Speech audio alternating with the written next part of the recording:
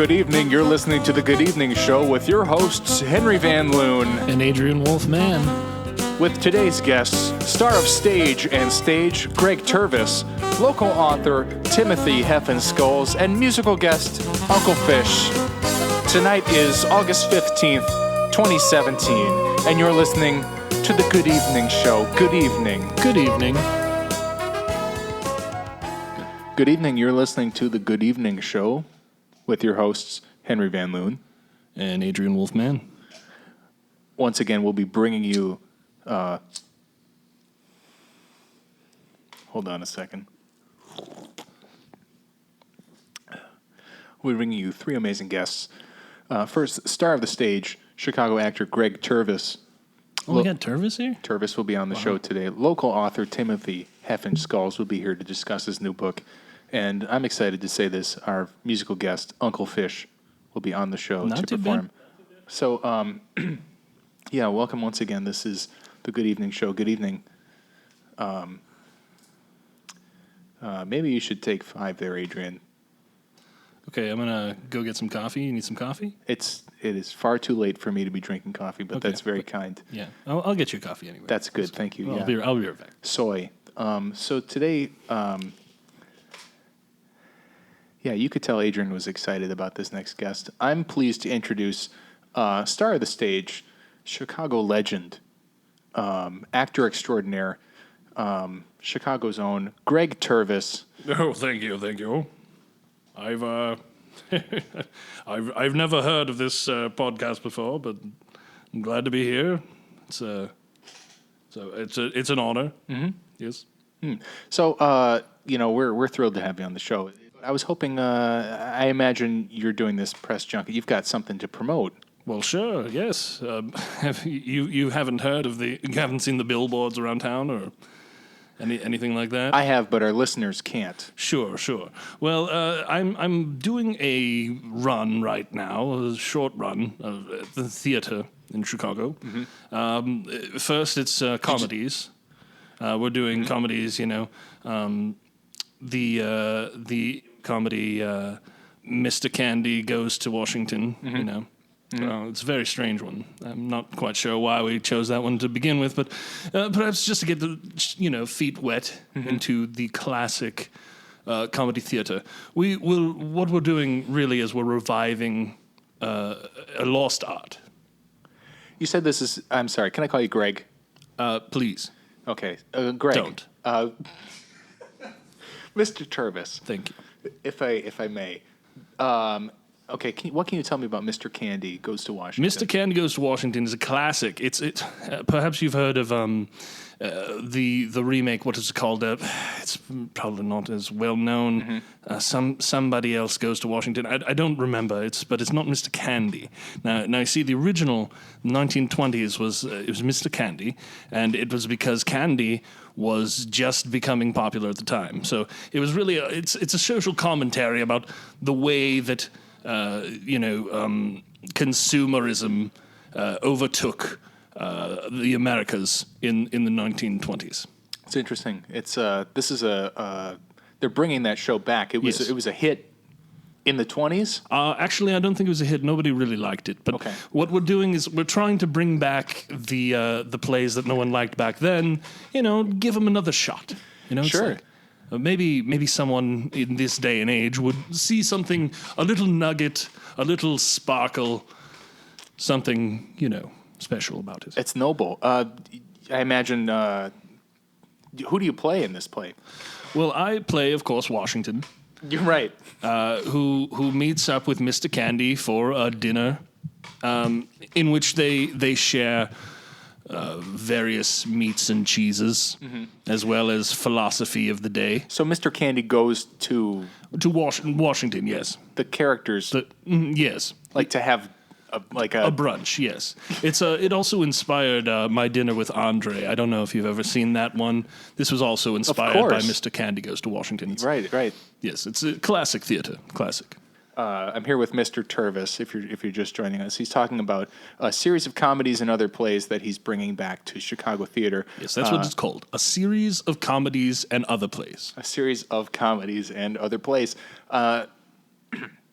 So we talked briefly. I don't want to spoil anything for our listeners regarding Mr. Candy Goes to Washington. I think we maybe have told them too much when we said they had brunch. Well, I'm not going to spoil the ending or anything. It's quite a twist. How does that one end? Everyone is dead. Right. Okay. It turns out that nobody went anywhere because everyone was dead the whole time. What's that other play? Oh, the after. Next, we'll be working on tragedy. So Sure, we're right. doing Schindler's List, the musical, and then we're going right into Death of a Salesman, also a musical. Right. But that one, there's a lot of dancing. Sure. We're bringing in a dance company in Chicago. I don't know. It's not up to me. I'm just in the performance. Sure. Now, are you having a lead role in all of these series of plays? Well, of course. I I'm imagine. Greg Tervis. Now, I don't want to reveal your acting secrets here, but it would be interesting to find out a little bit of how do you prepare for multiple lead roles at the same time. Well, you see, my agent brings most of these roles to me. He reads the scripts and he decides what I would be a good fit for. And basically, I don't wish to play any other character other than myself. Sure. So I like to show up and read the lines in my own distinguished voice. And if they like that, that's great. If they don't, they can piss off. Sure. That's method acting, I want to say. There is a method to it, yes. That's your method Yes. of acting. Right. It's the Tervis method. So I have written a book. I know you have another author on here with a very difficult last name, but I've also written a book. right, Timothy Heffenskullz will be out, but I would love to hear, and I'm sure Yes. our listeners would love to hear more about is this an acting method book? Oh, sure, it is. It's called The Tervis Method, Acting and You, an Encyclopedic Journey. And it starts, half of it is a biography, I'll be honest with you. But I feel like truly to understand my method, you have to join me from the very beginning, from when I was birthed from my mother and the doctor smacked me across the face. It was an emotional scene. I still draw from it in my performances today. So it's a great book. You can buy it at anywhere that moderately priced books are sold. So you said it's an encyclopedic journey. Yes. Right. I imagine part encyclopedia, Correct, yes. part travel narrative. Right. After I got bored of writing the biography, I decided to go in alphabetical order of all the acting terms I knew and tell a little anecdote about each one. We actually have a copy here. Oh, do you? We're a very well prepared show. Oh, yes. I have a couple pages marked here, but maybe you have a favorite section you'd like to share, or I don't want to put you on the spot. Sure. Let's see. Oh, yes. I mean, maybe a favorite acting term you can discuss with us. Sure. Here's one. Upstage. Don't ever upstage me, especially when I'm in my spotlight. There was one time when somebody did upstage me, and I did not like it very much. Sure. Can you tell us about that? Or is that? That's the end of the passage. Oh, okay. I'm sorry. I got into it. Berry picker. Sure. Berry picker. Don't be an obvious berry picker when others are around. If you must pick a berry, do it in secret. Okay, that's I'm not an actor, obviously, but maybe I don't see how that's an acting. Clearly you've never been in the theater. And you must read my biography because it explains all about what a berry picker is in the theater. It's a very, insider term, I should say. In fact, many people are not very pleased with me releasing this book. I'm divulging many trade secrets. I have to admit, I have your book. Would you like me to sign it? Yeah, I will not. Oh. But my agent will send you an autographed headshot if you pay him $25. So I'm glad you mentioned your agent because I had a question there. Sure. So when your agent Right. sends you a script, and you're determining which character is the most similar to yourself. Oh, sure. Yes. Well, I just read the first. I just read whichever is highlighted. Sure. Okay. Yes, I don't even read the other parts. I mean, they're not as of consequence as what I have to say on the stage. So, with the upcoming Schindler's List, the musical, with the upcoming Death of a Salesman, the musical, these are both tragedies. Yes, but we've given them musical elements to kind of lift the atmosphere, but to still tell an important, engaging, dramatic tale.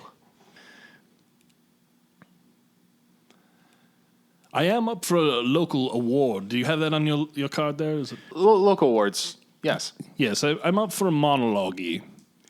And it's a local award. It's something I've sought after many times. Now, I imagine with a storied career like yours, monologues have come with every great performance. Well, no, it's I have yet to receive one, actually. But I have been nominated once before for my monologue in Don't Take My Boots, the Christian Bale story. It's true. I know our humble listeners are familiar with that show because that is how I first came across the amazing name of Greg Tervis. That is still what I'm best known for, I would say. Right. It's actually my introduction to Christian Bale. Oh, really? Yeah. Oh, yeah. Well, that's because quite interesting. It's interesting that a playwright would focus on an actor's biography so early in his life. It was well before anything he'd done. I think it was shortly after Newsies that this was written, yes? Yes, it was actually on the back of Newsies, yes. Right. I'd be interested to know, because it was relatively recently when you played a very young Christian Bale. Can you tell us about getting into that process? Yes. I watched a film of his. I believe it was Newsies. Yes, it was Newsies because it had just come out at the time and it was very popular. Right. So I watched the film. I watched most of the film. I watched parts of the film. Mm-hmm. I believe I was reading the paper or something. I don't know. I was busy with something. You know what? That's amazing. I don't know anyone who's seen that whole movie, so kudos to you. Well, I made it most of the way through, yes. Mm-hmm. At least more than half, I would say. Mm-hmm. So I studied the man, and I was 35 at the time. And I had to play a very young Christian Bale, so I had dramatic plastic surgery to make myself look younger. Sure. And the results were a phenomenal success. Mm-hmm. Whenever you do something radical and dangerous and harmful to yourself in the name of acting, of course, people take notice. So as they should. I know this is a tough topic for you, but I'm no monologue for your role as 12-year-old Christian Bale. No, yes, I was beat out. Right. I don't know if you're comfortable talking about that time in your life. It was very dark. Sure. I had a gummy bear addiction. Mm-hmm. Gummy bear is code for crack. Right. And I devolved into a depraved mess. But, I came out the other side a better person. Sure. And it's all in my memoirs. So I think I wrote 4 or 5 sentences about it. Would you mind reading, I don't want to put you on the spot again, would you mind reading the section on gummy bears? Oh, the gummy bears, yes. From your book. Which part? Just like in the middle? Or? Just no, I'm sorry, from the encyclopedia section. Oh, the encyclopedia, yeah. Yes. Gummy bears. Delicious fruity treat. Also crack. Try to stay away from both, Greg. You see, I left little notes in here to remind myself, because I read this book every day.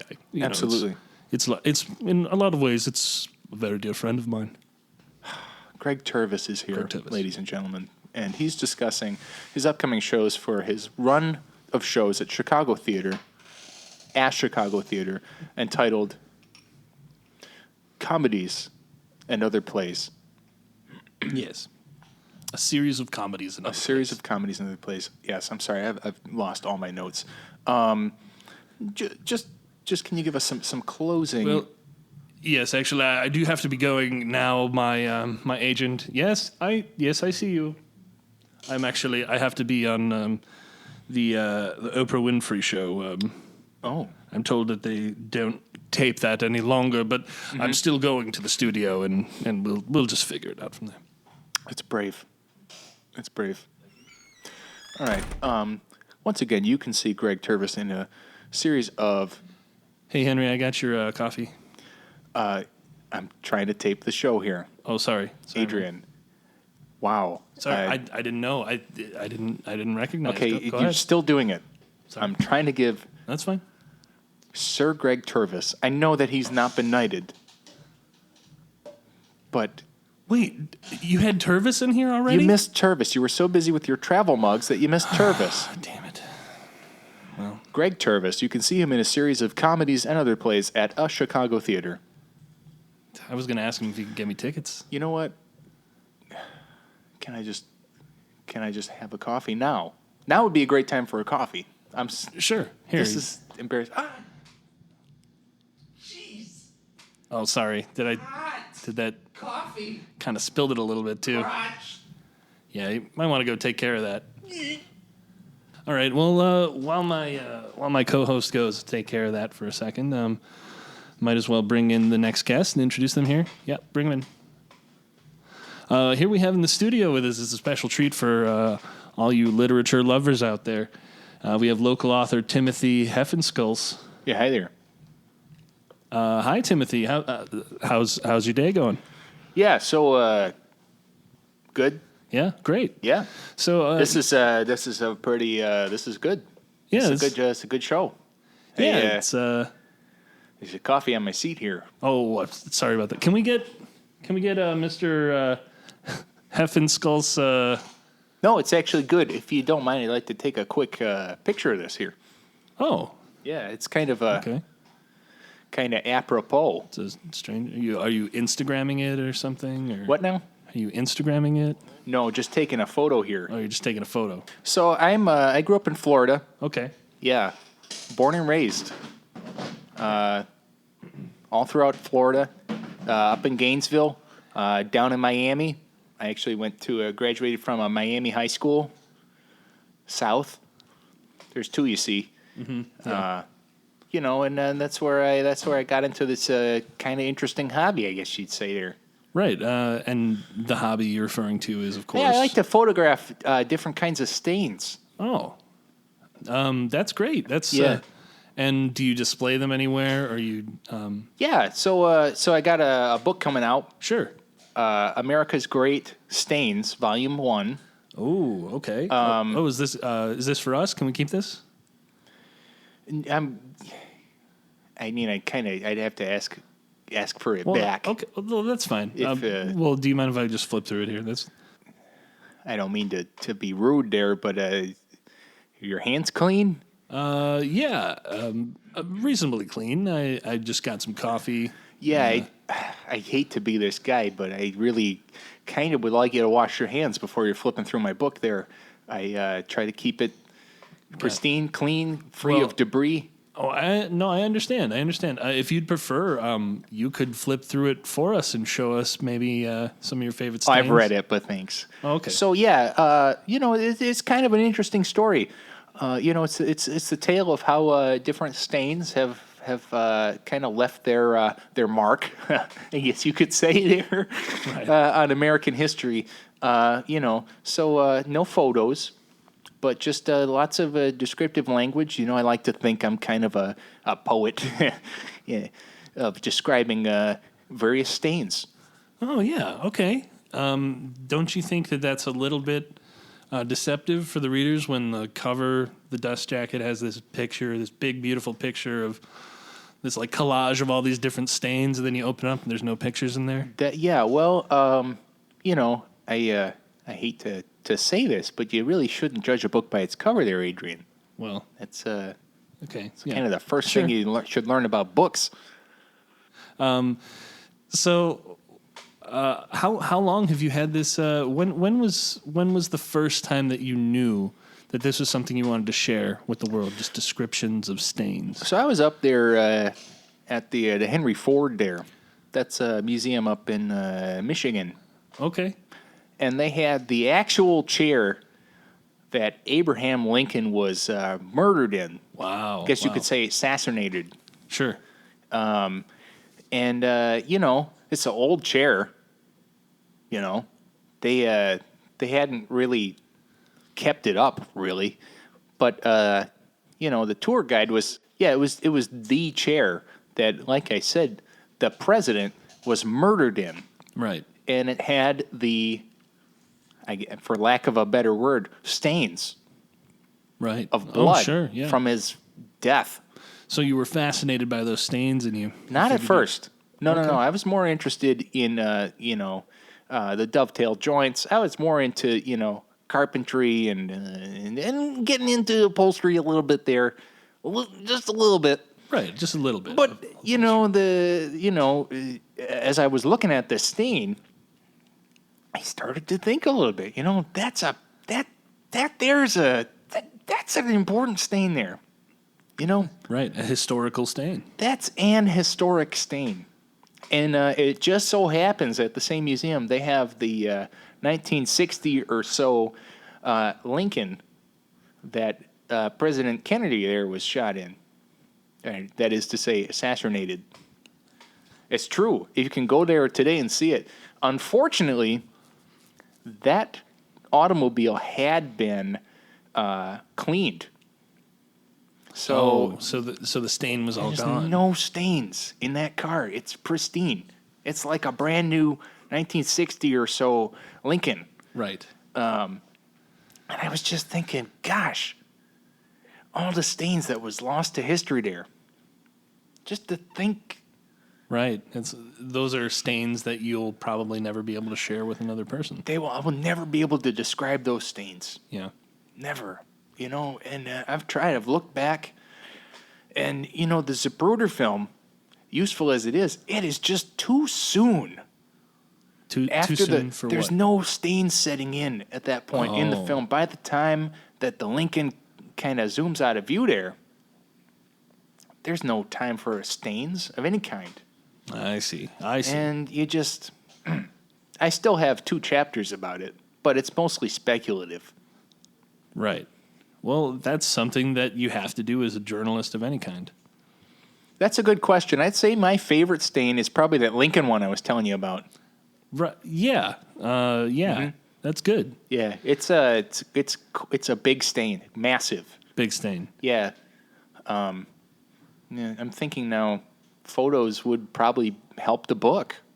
Yeah, you might want to you clearly take a lot of photos. You took at least 4 of the coffee stain there. Yeah, well, those are for me, really. I like to catalog. Oh, okay. So you, in addition to historical stains, you just like to catalog stains of all kinds. I'm planning to run for office here soon, so fingers crossed that this stain could be, of historical significance someday. Oh, okay. So yeah, like coffee stain of a future politician. Yeah. Maybe I should take a couple pictures, huh? That's probably not a good thing to do. No? Is that inappropriate? Look, us stain archivers. Oh, there's more of you. You have a group. Yeah, we're pretty active there, down in Florida. Oh, okay. So the Florida stain documenters. I hate to make light, but there's a lot of spills and a lot of stains. And kind of first rule of archiving that stain is it's kind of like finders keepers. First one there, everyone else kind of has to, you snooze, you lose, right, so to speak. So this stain is my stain. Well, it's been a while since I've seen anyone with such conviction. What can I say? I'm just a regular guy. I like to take pictures of stains. Run for president. So this book is actually getting some traction. In fact, it made it made a little bit of news recently. That's true. Would you like to tell us about that? Yeah. So, it's. I would say it's nothing. I would say that it's really not news at all. It's kind of fake news. But there has been some speculation that chapter 13 in the book has been. I hate to say it. Some people are saying that chapter has been plagiarized. I don't even really want to discuss plagiarized. Interesting. Sure. Yeah. So there was some earlier work done on a significant stain in the stain community. Right. A notable stain. Yeah. Let me just say it's been a while. Chapter 13 discusses the band Stained. Ooh. Yeah. So it's not so much. It's a little bit of a left turn in the book. It's not so much about a particular stain as much as it is about the American rock and heavy metal band Stained, known for their top 10 hit, It's Been a While. Right. Which, God bless them. They're just a great group, and they've made some great music. I thought, I can't make a book about American stains and not mention the band Stained. I have to admit, I didn't so much do research on the band as just kind of, knew they were called Stained and kind of wanted to put them in the book. Sure. So in that chapter, are you just describing the band or like their physical properties, or are you talking about their music? Is it more of a, or are you imagining what they would look like covered in stains? What is your description like for that section? No, I mean, it's basically their Wikipedia entry. I'll give you that. This is gotcha journalism, but I'll give you that. Yeah, it's basically their Wikipedia page. It's basically their Wikipedia page verbatim. Okay. I did not reprint the references because I couldn't figure out how to get those footnotes into my publishing software there. But so you largely copy and pasted that section, is what you're saying? Well, typed it, yeah, retyped it, but yeah, I thought it. I figured if I took the time to type it myself, maybe it would be kosher there. But I'm technically not supposed to mention the name of the band Stained or the song It's Been a While in any of my media junkets. But gosh darn it, they can't help it. I personally do not have that restriction, and I can also say it's been a while since I've heard It's Been a While. It's how I like to respond to most questions. Like, how you doing there? And I'm like, it's been a while, And then, right. It is a good response. It's very versatile. How's the chair? It's stained. Sure. How long has it been stained? It's been a while. I just cannot. How do you have a normal conversation without those key phrases? Right. I haven't figured it out. Well, in parting here, do you have anything that you'd like to say? Any other features of your book? Any other? I hate to get political here. Well, no, that's fine. We welcome it on this show. I almost feel like it's my duty as a chronicle of American history to say that it's a shame. Golly, it's just tearing this country up. There's gonna be no stains left for these kids. They will just. Plus, with all the detergents and Tide to Go and what have you, the stains are. You can't just wash it away. Well. I would argue that you can. But should you? Oh, wise words from our good friend Timothy Heffenskullz here. We are going to take a short break. And when we come back, we're going to hear from musical guest. Oh, this is going to be great. Uncle Fish is here. Stay tuned.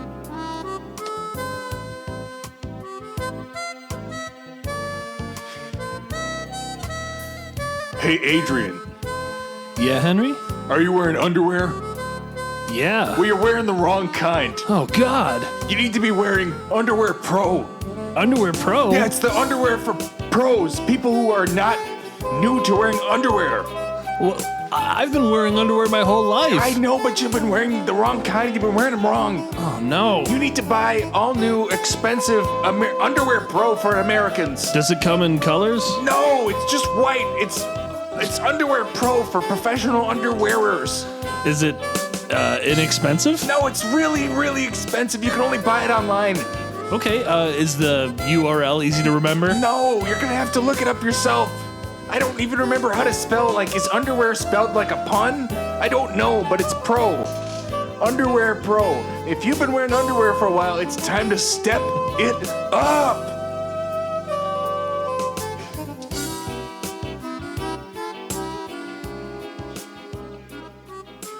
And welcome back. We're back. Good evening. It's the Good Evening Show. And we're here with our special guest. Oh, I'm just so excited. This is... I know, it's a real treat for us. Yeah, also, I have severe burns to my inner thighs. But you know what? I'm going to look past it. Well, next time get your own coffee then. I'm not saying, I didn't even want a coffee. That's why it's so frustrating. I said no coffee. I'm pretty it's late sure. at night. I'm pretty sure if we roll the tape back, you're gonna hear that you wanted coffee. We're going to roll it back, and you're going to hear yourself saying, did you want a coffee? And I'm going to say, no, it's late at night. And you're going to say, I'm going to get you one anyway. And I'm going to say, fine, make it soy. Because, look, okay.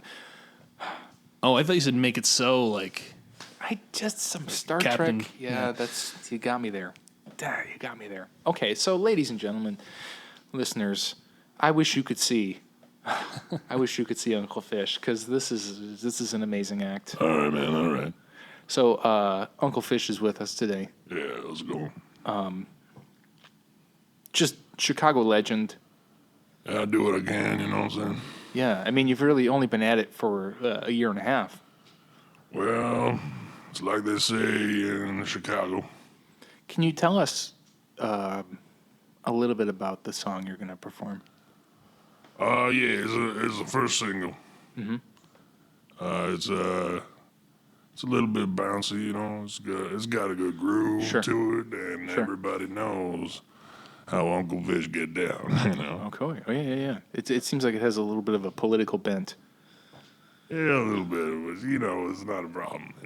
Sure. Everybody can get on board. Right. Okay. So here to perform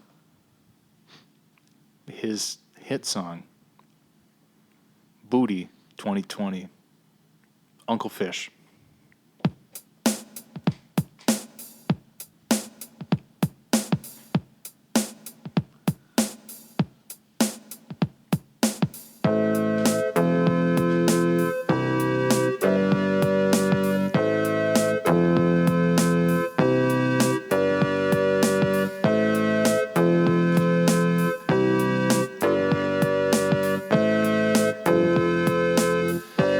Sometimes I see you, sometimes I don't. But when you're walking away, babe, I got booty 2020 vision, yeah.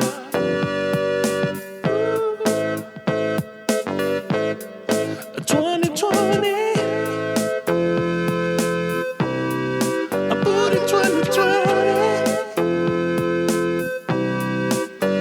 So I invite you to my house. Girl, you gotta get down. We must be quiet as a mouse, 'cause my neighbors, they complain all the time, yeah. But right now it's just me and it's you and your booty. It's just me and it's you and it's your booty, baby. Booty 2020. Get down. All over town, just me and you and that big old booty. Nobody knows where it begins or where it ends. They're just staring at the booty of my friends. Oh, it's not even funny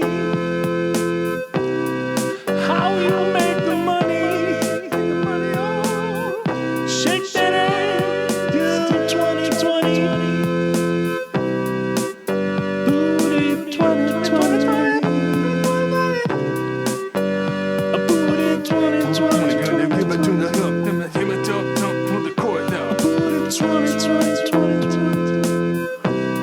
Booty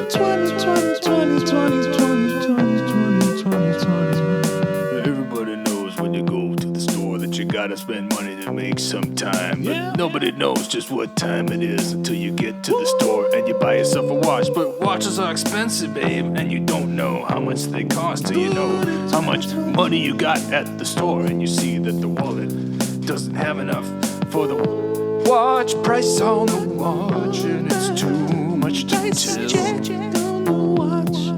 How much is this watch? And it's 2020.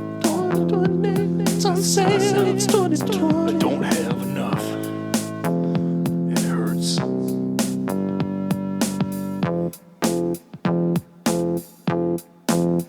And then we get down.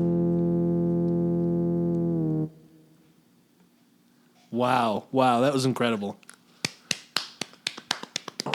Uncle Fish, thank you so much for being here. Oh, yeah, it's my pleasure, man. That is not the song we planned on you playing. Well, we got into a thing there. And, I just had to come up with something fresh. No, man, respect. All right, yeah. Well, I'll be down at the glass slipper next week. Down, in the basement room. That's true. All right. Yeah, Uncle Fish begins his residency at the Glass Slipper next week. Slipper, Yeah. So, once again, I'd like to thank our wonderful guest, Greg Tervis, with a series of comedies and other plays. This is Timothy Heffenskullz with his fascinating and kind of bizarre book. Yeah, please get that book before the cease and desist goes out. And, of course, Uncle Fish. Catch him at the Glass Slipper. Yeah. The irrepressible Uncle Fish. Once again, thank you for listening to the Good Evening Show this evening. We wish you a good evening. Good evening. Good evening.